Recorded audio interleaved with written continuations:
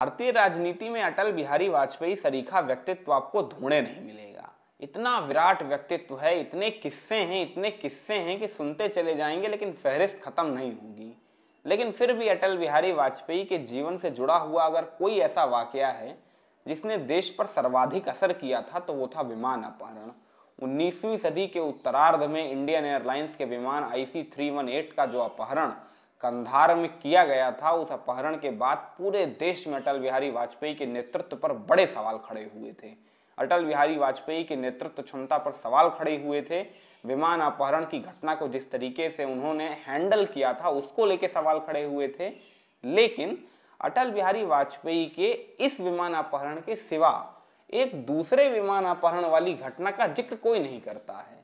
आपको पता है 1999 में हुए विमान अपहरण के अलावा एक विमान का अपहरण 1993 में भी हुआ था और जिसके तार भी अटल बिहारी वाजपेयी तक पहुंचते हैं, लेकिन उसके किस्से हमने और आपने कभी नहीं सुने हैं। तो चिंता मत करिएगा, उस विमान अपहरण में क्या हुआ था और उसके तार अटल बिहारी वाजपेयी तक कैसे पहुंचे थे, ऐसे तमाम प्रश्नों के उत्तर आपको इसी वीडियो में मिलेंगे। तो वीडियो में एंड तक बने रहिएगा, जिससे सारी बातें आपको आसानी से समझ में आ जाएंगी। तो चलिए करते हैं वीडियो को शुरू। आज तक न्यूज चैनल के एक पत्रकार को लालजी टंडन एक इंटरव्यू के दौरान एक किस्सा बता रहे थे कि साल 1993 की बात है, जब लखनऊ से दिल्ली के लिए उड़ान भरने वाला एक हवाई जहाज लखनऊ के एयरपोर्ट से उड़ान भरता है। उड़ान भरने के 15-20 मिनट के बाद ही एक आदमी एरोप्लेन के कॉकपिट में घुस जाता है और वहां जाकर वो ऐलान करता है कि ये प्लेन हाईजैक हो गया है और उसके हाथ में ये जो गोल गोल सी चीज दिख रही है ये केमिकल बम है। दिखाता है कि ये केमिकल बम है और ये प्लेन हाईजैक हो गया है और इसके बाद पायलट को सूचना देता है कि विमान वापस लखनऊ लेके चलो। अंदर बैठा पायलट भी प्लेन में लगातार अनाउंस करने लगता है कि प्लेन हाईजैक हो गया है और लखनऊ के एयर ट्रैफिक कंट्रोल को भी ये सिग्नल दे देता है कि प्लेन हाईजैक हो चुका है। भाई साहब, यात्रियों की सिट्टी पिट्टी गुम, यात्री डरे हुए थे, प्लेन हाईजैक हो गया। अब हाईजैकिंग के बाद प्लेन कहाँ जाएगा, ये आदमी हाथ में केमिकल बम लिए हुए खड़ा है, पता नहीं क्या कर दे। ऐसे तमाम सवाल यात्रियों के दिमाग में घूम रहे थे। और दिलचस्प बात यह है कि उस प्लेन के अंदर कांग्रेस के बड़े नेता और काफी दिनों तक कांग्रेस के राष्ट्रीय अध्यक्ष रहने वाले सीताराम केसरी भी मौजूद थे। उनकी भी सिट्टी पिट्टी गुम थी। किया क्या जाए भाई, प्लेन हाईजैक हो गया है। इसके बाद प्लेन लखनऊ के एयरपोर्ट पर उतारा गया। लखनऊ के एयरपोर्ट पे प्लेन उतारा गया। प्लेन अंदर से बंद था, अंदर वो हाईजैकर हाथ में केमिकल बम लिए हुए घूम रहा था। लखनऊ एयरपोर्ट के अधिकारी लगातार उस हाईजैकर से संपर्क साधने की कोशिश में जुटे हुए थे। लखनऊ के जिलाधिकारी जुटे हुए थे और वो हर बार एक ही बात कह रहा था, अटल बिहारी वाजपेयी को बुलाओ, अटल बिहारी वाजपेयी से बात कराइए, अटल बिहारी वाजपेयी से बात करनी है, बिना उनकी बात किए हम नहीं छोड़ेंगे। अटल बिहारी वाजपेयी उस समय नेता विपक्ष हुआ करते थे और लखनऊ में ही कार्यकर्ताओं के साथ लखनऊ के सर्किट हाउस में बैठे हुए थे, खाना खाने जा रहे थे। दोपहर का समय था। अचानक खबर आती है कि एक प्लेन हाईजैक हो गया है। अटल बिहारी वाजपेयी सकते में आ जाते हैं, प्लेन हाईजैक हो गया है।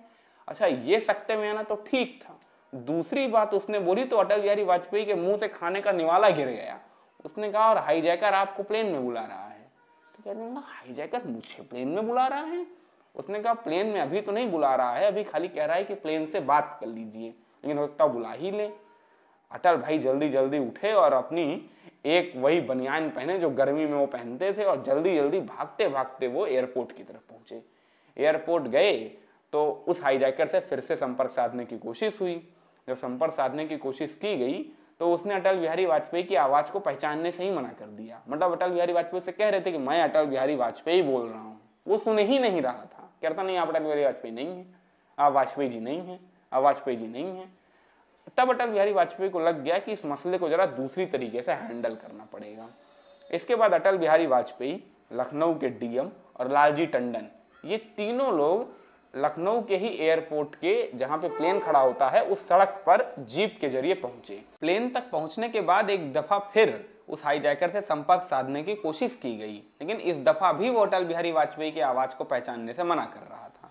इसके बाद अटल बिहारी वाजपेयी ने जिलाधिकारी से कहा कि आप मुझे प्लेन के अंदर जाने की इजाजत दीजिए, वो हाईजैकर यही चाह रहा है कि मैं उससे जाके मिलूं। जिलाधिकारी ने कहा कि आप इतने बड़े नेता हैं, आपकी सुरक्षा को हम इस तरह खतरे में नहीं डाल सकते हैं।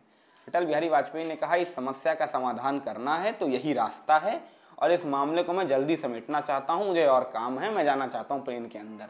लालजी टंडन जिलाधिकारी अटल बिहारी वाजपेयी का मुंह देख रहे थे कि प्लेन हाईजैक हुआ है और ये महाराज एक हाईजैक्ड प्लेन में जाने के लिए इतना तैयार हैं।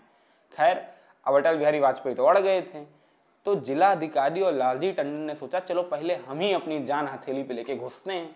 अब दोनों डरते डरते चढ़ रहे थे, पीछे वाजपेयी चढ़ रहे थे। प्लेन का दरवाजा बाहर से जिलाधिकारी ने हाथ मार के खोला और धाड़ से अंदर घुसे। लालजी टंडन उनके पीछे पीछे घुसे। देखा हाईजैकर सामने खड़ा है। लालजी टंडन ने तुरंत दरवाजा बंद कर दिया ताकि वाजपेयी बाहर ही खड़े रहें, अभी उनकी जान को तो ना ही कोई खतरा हो। और लगे वो दोनों समझाने के लिए, उसके हाथ में वो अभी भी था केमिकल बम। लालजी टंडन देख के डरे हुए थे, भाई केमिकल बम अगर यहाँ फोड़ दिया और सबके सब मर गए, 48 जिंदगी दांव पे लगी थी, तो आप कल्पना करिए।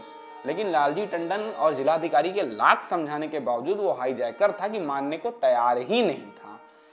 अब अटल बिहारी वाजपेयी का बाहर सब्र जवाब दे गया। अटल बिहारी वाजपेयी दरवाजा खोलते हैं, सीधा प्लेन के अंदर घुसते हैं और घुसने के बाद उस हाईजैकर से कहते हैं, आपने ही हाईजैक किया है प्लेन। अब अटल बिहारी वाजपेयी को देख के भीड़ ताली बजाने लगती है। उन यात्रियों का मोराल यहां से यहां पहुंच जाता है। उनको लगता है अब वाजपेयी जी आ गए, अब बात बनेगी। अब दृश्य कुछ ऐसा है कि 48 यात्री बैठे हुए हैं, इधर वाजपेयी खड़े हैं, इधर हाईजैकर खड़ा है और बात हो रही है दोनों में। बात होते होते ही अचानक लोगों ने देखा कि वो जो हाईजैकर था वो अटल बिहारी वाजपेयी का पैर छूने के लिए नीचे झुका। जैसे ही झुका, वाजपेयी ने तुरंत उसका हाथ पकड़ लिया और हाथ पकड़ा और तुरंत जिलाधिकारी को संकेत किया और जिलाधिकारी के संकेत पे नीचे खड़े सुरक्षा बल ऊपर आए और उन्होंने उस हाईजैकर के हाथ से वो केमिकल बम लिया और उस हाईजैकर को पकड़ लिया। देखते देखते ही ये पूरी हाईजैकिंग का प्रक्रम समाप्त भी हो गया। लेकिन दिलचस्प बात अभी रुकी नहीं है। दिलचस्प बात ये है कि वो जो हाईजैकर था वो अटल जी का प्रशंसक था। अटल जी का प्रशंसक था और उसके हाथ में कोई केमिकल बम वम नहीं था। ऐसे काली काली बॉल थी और उसे वो दिखा रहा था सबको कि देखो ये केमिकल बम है, देखो ये केमिकल बम है। और अटल बिहारी वाजपेयी वहां से हंसते हुए नीचे उतरे। सामने कांग्रेस के दिग्गज नेता सीताराम केसरी जी बैठे हुए थे, वो तो मैंने आपको बताया ही, उनको भी साथ लिया और फिर अगले दिन उसी फ्लाइट से सीताराम केसरी, लालजी टंडन और अटल बिहारी वाजपेयी ये तीनों लोग दिल्ली के लिए रवाना हुए। तो ये सन 1993 के विमान अपहरण की घटना है जिसके बारे में हमको और आपको कुछ नहीं पता था। तो किस्सा कैसा लगा कमेंट सेक्शन में लिख के जरूर बताइएगा और वीडियो को लाइक शेयर कमेंट करना तो मत ही भूलिएगा। चैनल को सब्सक्राइब जरूर कर लीजिएगा पॉलिटिक्स, क्योंकि पॉलिटिक्स से रिलेटेड ऐसे ही इंटरेस्टिंग एनेक्डोट वाले वीडियोस यहाँ पे आपको लगातार